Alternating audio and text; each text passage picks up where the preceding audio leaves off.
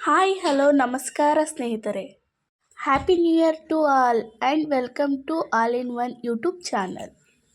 ಇವತ್ತು ನಾನು ನಿಮ್ಮೆಲ್ಲರಿಗೂ ಹೆಸರು ಕಾಳಿನ ಬಸ್ಸಾರನ್ನ ಯಾವ ರೀತಿ ಮಾಡೋದು ಅಂತ ತಿಳಿಸ್ಕೊಡ್ತಾ ಇದ್ದೀನಿ. ತುಂಬ ಟೇಸ್ಟಿಯಾಗಿರುತ್ತೆ, ಹಾಗೆ ಊಟದ ಜೊತೆ ಪಲ್ಯನೂ ಕೂಡ ಇಷ್ಟಪಡೋರು ಇದನ್ನು ಮಾಡ್ಕೊಂಡು ತಿನ್ಬೋದು. ಇದನ್ನು ಹೇಗೆ ಮಾಡೋದು ಅಂತ ತಿಳ್ಕೊಳ್ಳೋಕ್ಕಿಂತ ಮುಂಚೆ ನೀವು ನನ್ನ ಚಾನಲ್ನ ಲೈಕ್ ಮಾಡಿಲ್ಲ ಅಂತಂದರೆ ಈಗಲೇ ಒಂದು ಲೈಕ್ ಕೊಟ್ಟು ಶೇರ್ ಮಾಡಿ, ಹಾಗೆ ಸಬ್ಸ್ಕ್ರೈಬ್ ಆಗೋದನ್ನ ಮರಿಬೇಡಿ. ಪಕ್ಕದಲ್ಲೇ ಕಾಣಿಸೋ ಬೆಲ್ ಐಕನ್ನ ಪ್ರೆಸ್ ಮಾಡಿ. ಮೊದಲಿಗೆ ಒಂದು ಕುಕ್ಕರ್ಗೆ 1 ಲೋಟ ಆಗುವಷ್ಟು ಹೆಸರು ಕಾಳನ್ನ ಸೇರಿಸ್ಕೋಬೇಕು. ಹೆಸರು ಕಾಳನ್ನ ಸೇರಿಸಾದ ನಂತರ ಇದಕ್ಕೀಗ ಸಣ್ಣಕ್ಕೆ ಕಟ್ ಮಾಡಿಕೊಂಡಂಥ ಬೀನ್ಸ್ನ ಸೇರಿಸ್ಕೊತಾ ಇದ್ದೀನಿ. ಬೀನ್ಸ್ ಮತ್ತು ಹೆಸರು ಕಾಳು ಎರಡೂ ಸೇರಿಸಿ ನೀವು ಬಸ್ಸಾರು ಮಾಡೋದ್ರಿಂದ ತುಂಬ ಚೆನ್ನಾಗಿ ಬರುತ್ತೆ. ಮತ್ತು ಇದನ್ನು ಬಸ್ತಿ ನಾವು ಪಲ್ಯ ಕೂಡ ಮಾಡ್ಕೋಬೋದು. ನೋಡಿ, ಈಗ ಬೀನ್ಸು ಮತ್ತು ಹೆಸರು ಕಾಳನ್ನ ಚೆನ್ನಾಗಿ ತೊಳೆದಿಕ್ಕೊಂಡು ಎಷ್ಟು ನೀರು ಬೇಕೋ ಅಷ್ಟು ನೀರನ್ನ, ಅದು ಮುಳುಗೋಷ್ಟು ನೀರನ್ನ ಸೇರಿಸ್ಕೊಂಡು 1 ಟೀ ಸ್ಪೂನ್ ಆಗುವಷ್ಟು ಉಪ್ಪನ್ನ ಸೇರಿಸ್ಕೋಬೇಕು. ಇದನ್ನೆಲ್ಲ ಸೇರಿಸ್ಕೊಂಡು ಕುಕ್ಕರಲ್ಲಿ 4 ವಿಷಲ್ ಕೂಗಿಸ್ಕೊಂಡಿದ್ದೀನಿ. ಈಗ ನೋಡಿ, ಬೆಂದಂಥ ಹೆಸರು ಕಾಳು ಮತ್ತು ನೀರನ್ನ ಸೋರಾಕ್ತಾ ಇದ್ದೀನಿ. ಹೆಸರು ಕಾಳು ಬೀನ್ಸು ಸಪ್ರೇಟ್ ಆಗಬೇಕು ಮತ್ತು ಅದ್ರ ನೀರು ಸಪ್ರೇಟ್ ಆಗಬೇಕು, ಆ ಥರ ಇದನ್ನು ಬಸ್ಕೋಬೇಕು. ಕುಕ್ಕರಲ್ಲಿ ಜಾಸ್ತಿ ವಿಷಲ್ ಏನು ಕೂಗ್ಸೋ ಅವಶ್ಯಕತೆ ಇಲ್ಲ, ಯಾಕಂದರೆ ಹಸಿರು ಕಾಳು ಮತ್ತು ಬೀನ್ಸು ಬೇಗ ಬೇಯುತ್ತೆ. ಅದರಿಂದ 1 ರಿಂದ 2 ವಿಷಲ್ ಕೂಗಿಸ್ಕೊಂಡ್ರೆ ಸಾಕು. ನೋಡಿ, ಇವಾಗ ಎಷ್ಟು ಚೆನ್ನಾಗಿ ಬೆಂದಿದೆ. ನಾನೀಗ ಇಲ್ಲಿ ನಿಮಗೆ ಒಂದೇ ಒಂದು ಕಾಳನ್ನ ಎತ್ತಿ ಹೆಚ್ಚಿಗೆ ತೋರಿಸ್ತಾ ಇದ್ದೀನಿ. ನೋಡಿ, ಇಷ್ಟು ಬೆಂದರೆ ಸಾಕು. ಜಾಸ್ತಿ ವಿಷಲ್ ಹೊಡ್ಸ್ಕೊಳಕ್ಕೆ ಹೋಗ್ಬೇಡಿ, ಜಾಸ್ತಿ ವಿಷಲ್ ಹೊಡ್ಸ್ಕೊಂಡು ತುಂಬ ಬೆಂದೋಗುತ್ತೆ, ಚೆನ್ನಾಗಿರಲ್ಲ. ಈಗ ಪಕ್ಕದಲ್ಲಿ ಒಲೆ ಮೇಲೆ ಒಂದು ಪ್ಯಾನ್ ಇಟ್ಕೊಂಡು ಆ ಪ್ಯಾನ್ಗೆ 1 ಟೀ ಸ್ಪೂನ್ ಆಗುವಷ್ಟು ಎಣ್ಣೆನ ಸೇರಿಸ್ಕೊಳ್ಬೇಕು. ಎಣ್ಣೆ ಚೆನ್ನಾಗಿ ಕಾಯಬೇಕು. ಎಣ್ಣೆ ಚೆನ್ನಾಗಿ ಕಾದ ನಂತರ ಇದಕ್ಕೆ 1 ಹಿಡಿ ಆಗುವಷ್ಟು ಕೊತ್ತಂಬರಿ ಸೊಪ್ಪನ್ನ ಸೇರಿಸ್ಕೋಬೇಕು. ಆಮೇಲೆ 1 ಗೆಂಡೆ ಆಗುವಷ್ಟು ಬೆಳ್ಳುಳ್ಳಿ ಸಿಪ್ಪೆ ತೆಗ್ದಿಲ್ಲ, ಹಾಗೆ ಸೇರಿಸ್ಕೊಂಡಿದ್ದೀನಿ. ಇದಾದ ನಂತರ 1 ಇಂಚ್ ಆಗುವಷ್ಟು ಶುಂಠಿನ ಸೇರಿಸ್ಕೊತಾ ಇದ್ದೀನಿ. 2 ಮೀಡಿಯಮ್ ಸೈಜ್ ಈರುಳ್ಳಿನ ಸೇರಿಸ್ಕೊತಾ ಇದ್ದೀನಿ. ಇದು ಮಿಕ್ಸಿಯಲ್ಲಿ ರುಬ್ಬೋದಕ್ಕೆ ಅಂತ ಫ್ರೈ ಮಾಡ್ಕೊತಾ ಇರೋದು. ಈರುಳ್ಳಿ ದಪ್ಪ ದಪ್ಪ ಇದ್ರೂ ಪರವಾಗಿಲ್ಲ, ನಡೆಯುತ್ತೆ. ಈಗ ಈರುಳ್ಳಿ ಎಲ್ಲ ಸೇರಿಸಾದ್ಮೇಲೆ ಚೆನ್ನಾಗಿ ಎಣ್ಣೆಲಿ ಫ್ರೈ ಮಾಡ್ಕೋಬೇಕು. ಇದೊಂದು 3/4 ಭಾಗ ಬೇಯೋ ತನಕ ಇದನ್ನು ಚೆನ್ನಾಗಿ ಫ್ರೈ ಮಾಡ್ಕೋಬೇಕು. ಈರುಳ್ಳಿ ಸ್ವಲ್ಪ ಕಲರ್ ಚೇಂಜ್ ಆಗಬೇಕು. ಈಗ ಇದಕ್ಕೆ 1 ಸ್ಪೂನ್ ಆಗುವಷ್ಟು ಗಸಗಸೆನ ಸೇರಿಸ್ಕೊತಾ ಇದ್ದೀನಿ. ನಂತರ ಇದಕ್ಕೆ 1 ಟೀ ಸ್ಪೂನು ಜೀರಿಗೆ ಮತ್ತು ಮೆಣಸನ್ನ ಸೇರಿಸ್ಕೊತಾ ಇದ್ದೀನಿ. 1-2 ಮೀಡಿಯಮ್ ಸೈಜ್ ಟೊಮೊಟೊನ ಸೇರಿಸ್ಕೊತಾ ಇದ್ದೀನಿ. ಇದೆಲ್ಲ ಸೇರಿಸಾದ ನಂತರ ಚೆನ್ನಾಗಿ ಎಣ್ಣೆಲಿ ಮತ್ತೆ ಫ್ರೈ ಮಾಡ್ಕೋಬೇಕು. ಒಂದು 5 ನಿಮಿಷ ಇದು ಎಣ್ಣೆಲಿ ಚೆನ್ನಾಗಿ ಕುಕ್ ಆಗಬೇಕು. ಈಗ ಇದಕ್ಕೆ ಲಾಸ್ಟಲ್ಲಿ ತುರಿದಿಕೊಂಡಂಥ ತೆಂಗಿನಕಾಯಿನ ಸೇರಿಸ್ಕೊತಾ ಇದ್ದೀನಿ. ತೆಂಗಿನಕಾಯಿನ ಫಸ್ಟೇ ಈ ಥರ ನೀವು ತುರಿದಿಕೊಂಡು ಸೇರಿಸ್ಕೊಂಡ್ರೆ ಮಿಕ್ಸಿಯಲ್ಲಿ ಬೇಗ ಪೇಸ್ಟ್ ರೆಡಿಯಾಗುತ್ತೆ. ಜಾಸ್ತಿ ಹೊತ್ತು ಕಾಯೋ ಅವಶ್ಯಕತೆ ಏನಿರಲ್ಲ. ನೋಡಿ, ತೆಂಗಿನಕಾಯಿ ತುರಿನ ಸೇರಿಸಾದ್ಮೇಲೆ ಜಾಸ್ತಿ ಹೊತ್ತು ಬೇಯಿಸೋಂಗಿಲ್ಲ. ಒಂದು 2 ಮಿನಿಟ್ಸ್ ಇದನ್ನು ಫ್ರೈ ಮಾಡಿಕೊಂಡು 1/4 ಟೀ ಸ್ಪೂನ್ ಆಗುವಷ್ಟು ಅರಿಶಿನ ಪುಡಿನ ಸೇರಿಸ್ಕೊಂಡ್ರೆ, ನಂತರ ಇದನ್ನು ತಣ್ಣಗಾದ್ಮೇಲೆ ಮಿಕ್ಸಿ ಜಾರಿಗೆ ಸೇರಿಸ್ಕೊಂಡು 1-2 ಟೀ ಸ್ಪೂನ್ ಆಗುವಷ್ಟು ಮಸಾಲೆ ಪುಡಿನ ಸೇರಿಸಿ ಮಿಕ್ಸಿ ಜಾರಲ್ಲಿ ಫೈನ್ ಪೇಸ್ಟಾಗಿ ಮಾಡಿಕ್ಕೋಬೇಕು ಸಪ್ರೇಟಾಗಿ. ನಂತರ ಅದೇ ಪ್ಯಾನ್ಗೆ ಸ್ವಲ್ಪ ಎಣ್ಣೆ ಹಾಕಿ ಸಾಸಿವೆ ಹಾಕಿ, ಸಾಸಿವೆ ಚಿಟಪಟ ಅಂತ ಅನ್ನಬೇಕು. ಸಾಸಿವೆ ಚಿಟಪಟ ಅಂತ ಅಂದ ನಂತರ ಅದಕ್ಕೆ ಒಂದು 10 ಕರಿಬೇವು ಎಲೆನ ಸೇರಿಸ್ಕೋಬೇಕು. ಕರಿಬೇವು ಎಲೆ ಮತ್ತು ಸಾಸಿವೆ ಎಲ್ಲ ಚೆನ್ನಾಗಿ ಚಿಟಪಟ ಅಂತ ಅನ್ನಬೇಕು ಎಣ್ಣೆಲಿ.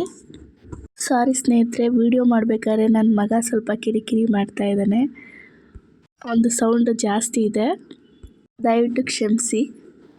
ನೋಡಿ, ಈಗ ಇದಕ್ಕೆ ಒಂದು 4 ಹಸಿಮೆಣ್ಸಿನ್ಕಾಯಿನ ಸೇರಿಸ್ಕೊತಾ ಇದ್ದೀನಿ. ಮತ್ತು 1 ಗೆಂಡೆ ಬೆಳ್ಳುಳ್ಳಿನ ಸಿಪ್ಪೆ ಸಮೇತ ಹಾಗೆ ಜಜ್ಜಿಕೊಂಡು ಸೇರಿಸ್ಕೊತಾ ಇದ್ದೀನಿ. ಮತ್ತು ಒಂದು 3 ಒಣಗಿದ ಮೆಣಸಿನ್ಕಾಯಿನ ಕೂಡ ಸೇರಿಸ್ಕೊತಾ ಇದ್ದೀನಿ. ಇಷ್ಟು ಚೆನ್ನಾಗಿ ಚಿಟಪಟ ಅಂತ ಅನ್ನಬೇಕು, ಎಣ್ಣೆಲಿ ಚೆನ್ನಾಗಿ ಫ್ರೈ ಆಗಬೇಕು. ಇದು ಫ್ರೈ ಆದ ನಂತರ ಇದಕ್ಕೀಗ ಒಂದು 3 ದಪ್ಪ ಸೈಜ್ ಈರುಳ್ಳಿನ ಸಣ್ಣಕ್ಕೆ ಕಟ್ ಮಾಡಿಕೊಂಡಿದ್ದೆ.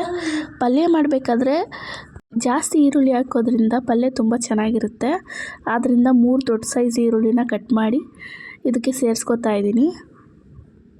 ಈರುಳ್ಳಿ ಎಲ್ಲ ಸೇರಿಸಾದ ನಂತರ ಇದನ್ನು ಒಂದು 5 ನಿಮಿಷ ಕಲರ್ ಚೇಂಜ್ ಆಗಬೇಕು, ಗೋಲ್ಡನ್ ಬ್ರೌನ್ ಕಲರ್ ಬರಬೇಕು, ಅಲ್ಲಿವರೆಗೂ ಇದನ್ನು ಚೆನ್ನಾಗಿ ಫ್ರೈ ಮಾಡ್ಕೋಬೇಕು. ಈರುಳ್ಳಿ ಬೇಗ ಫ್ರೈ ಆಗಬೇಕು ಅಂತ ಅಂದರೆ ಒಂದು ಟಿಪ್ ಏನಪ್ಪ ಅಂತಂದರೆ, ಈರುಳ್ಳಿ ಫ್ರೈ ಮಾಡಬೇಕಾದ್ರೆ 1/4 ಟೀ ಸ್ಪೂನ್ ಉಪ್ಪನ್ನ ಹಾಕಿದ್ರೆ ಈರುಳ್ಳಿ ಬೇಗ ಫ್ರೈ ಆಗುತ್ತೆ. ಆದ್ದರಿಂದ ನಾನು ಇಲ್ಲೊಂದು 1/4 ಟೀ ಸ್ಪೂನ್ ಆಗೋಷ್ಟು ಉಪ್ಪನ್ನ ಸೇರಿಸ್ಕೊಂಡು ಈರುಳ್ಳಿನ ಚೆನ್ನಾಗಿ ಫ್ರೈ ಮಾಡ್ಕೊತಾ ಇದ್ದೀನಿ. ಈರುಳ್ಳಿ ಈಗ ಚೆನ್ನಾಗಿ ಫ್ರೈ ಆಗಿದೆ. ಈಗ ಇದಕ್ಕೆ ಬೇಯಿಸಿಕೊಂಡಂಥ ಹೆಸರು ಕಾಳು ಮತ್ತು ಬೀನ್ಸ್ನ ಸೇರಿಸ್ಕೊತಾ ಇದ್ದೀನಿ. ಹೆಸರು ಕಾಳು ಬೀನ್ಸ್ ಹಾಕಿದ್ಮೇಲೆ ಜಾಸ್ತಿ ಹೊತ್ತು ಫ್ರೈ ಮಾಡೋ ಅವಶ್ಯಕತೆ ಇಲ್ಲ, ಯಾಕಂದರೆ ಇದು ಚೆನ್ನಾಗಿ ಬೆಂದೋಗಿರುತ್ತೆ. ಲಾಸ್ಟಾಗಿ ಫೈನಲ್ ಟಚ್ ಅಪ್ ಆಗಿ ತೆಂಗಿನಕಾಯಿ ತುರಿನ ಸೇರಿಸ್ಕೊತಾ ಇದ್ದೀನಿ. ಇದಕ್ಕೆ ಉಪ್ಪು ಹಾಕೋ ಅವಶ್ಯಕತೆ ಇರಲ್ಲ. ಹೆಸರು ಕಾಳು ಮತ್ತು ಬೀನ್ಸ್ನ ಬೇಯಿಸ್ಬೇಕಾದ್ರೆ ಉಪ್ಪು ಹಾಕಿರ್ತೀವಿ ನಾವು, ಮತ್ತು ಈರುಳ್ಳಿ ಫ್ರೈ ಮಾಡಬೇಕಾದ್ರೂ ಕೂಡ ಉಪ್ಪು ಹಾಕಿರ್ತೀವಿ. ಸೊ ನಾವು ಲಾಸ್ಟಲ್ಲಿ ಉಪ್ಪು ಹಾಕೋ ಅವಶ್ಯಕತೆ ಏನಿರಲ್ಲ. ನೋಡಿ, ಈಗ ಇದು ಫೈನಲಾಗಿ ಕೊಬ್ಬರಿ ಸೇರಿಸಾದ್ಮೇಲೆ ಪಲ್ಯ ರೆಡಿಯಾಗಿದೆ. ಇದನ್ನು ಸೈಡಲ್ಲಿ ಇಟ್ಕೊಂಡು ರುಬ್ಬೇಕಾದಂಥ ಮಸಾಲ ತಣ್ಣಗಾಗಿದೆ. ಈಗ ಮಸಾಲೆನ ರುಬ್ಕೋಬೇಕು, ಈ ಥರ ಪೇಸ್ಟ್ ಮಾಡಿಕ್ಕೋಬೇಕು. ಮಸಾಲ ಪೇಸ್ಟ್ ರೆಡಿ ಆದಮೇಲೆ ಒಂದು ಪಾತ್ರೆಗೆ ಸ್ವಲ್ಪ ಎಣ್ಣೆ ಹಾಕಿ, ಎಣ್ಣೆ ಕಾದ ನಂತರ ಇದಕ್ಕೆ ಸಾಸಿವೆ, ಕರಿಬೇವು ಮತ್ತು ಈರುಳ್ಳಿ, ಒಂದು ದೊಡ್ಡ ಸೈಜ್ ಈರುಳ್ಳಿನ ಸಣ್ಣ ಕಟ್ ಮಾಡಿಕೊಂಡಿದ್ದೆ, ಇದಿಷ್ಟನ್ನು ಸೇರಿಸ್ಕೋಬೇಕು. ಇಷ್ಟನ್ನು ಸೇರಿಸ್ಕೊಂಡು ಎಣ್ಣೆಯಲ್ಲಿ ಚೆನ್ನಾಗಿ ಫ್ರೈ ಮಾಡ್ಕೋಬೇಕು. ಬಸ್ಸಾರು ಮಾಡಬೇಕಾದ್ರೆ ನೀವು ಇದೇ ಥರ ಪ್ರೋಸೆಸ್ನ ಫಾಲೋ ಮಾಡಬೇಕಾಗುತ್ತೆ. ಇದಕ್ಕೀಗ ಬೇಯಿಸಿಕೊಂಡಂಥ ಹೆಸರು ಕಾಳು ಬೀನ್ಸ್ನ ಸೇರಿಸ್ಕೋಬೇಕು. ನೀವು ಹೆಸರು ಕಾಳು ಬೀನ್ಸ್ನ ಈ ಥರ ಒಗ್ಗರಣೆಗೂ ಕೂಡ ಸೇರಿಸ್ಕೋಬೋದು, ಇಲ್ಲಾಂದರೆ ಮಸಾಲೆನ ರುಬ್ತೀವಲ್ವಾ ಆವಾಗ ಬೇಕಾದ್ರೂ ಇದನ್ನು ಸೇರಿಸ್ಕೋಬೋದು. ನಾನು ಮಸಾಲೆ ರುಬ್ಬೇಕಾದ್ರೆ ಮರ್ತಿದ್ದೆ, ಅದಕ್ಕಾಗಿ ಈಗ ಒಗ್ಗರಣೆಗೆ ಸೇರಿಸ್ಕೊತಾ ಇದ್ದೀನಿ. ನೋಡಿ ಸ್ನೇಹಿತರೆ, ಈಗ ಹೆಸರು ಕಾಳು ಬೀನ್ಸು ಬೇಯಿಸಿದ ನೀರಿಗೆ ರುಬ್ಬಿಕೊಂಡಂಥ ಮಸಾಲೆನ ಸೇರಿಸ್ಕೊಂಡು ಚೆನ್ನಾಗಿ ಮಿಕ್ಸ್ ಮಾಡಿಕೊಂಡು ಒಗ್ಗರಣೆ ಕೊಟ್ಟಿದ್ವಲ್ಲ ಅದಕ್ಕೆ ಸೇರಿಸ್ಕೋಬೇಕು. ಇದಕ್ಕೆ ಸೇರಿಸ್ಕೊಂಡು ನಿಮ್ಗೆ ಎಷ್ಟು ನೀರು ಬೇಕೋ ಅಷ್ಟು ನೀರನ್ನ ಸೇರಿಸ್ಕೊಂಡು ಚೆನ್ನಾಗಿ ಮಳ್ಳಿಸ್ಕೋಬೇಕಾಗುತ್ತೆ. ಇದು ಹಸಿ ವಾಸನೆ ಹೋಗೋ ಗಂಟನೂ ಚೆನ್ನಾಗಿ ಮಳ್ಳಬೇಕು.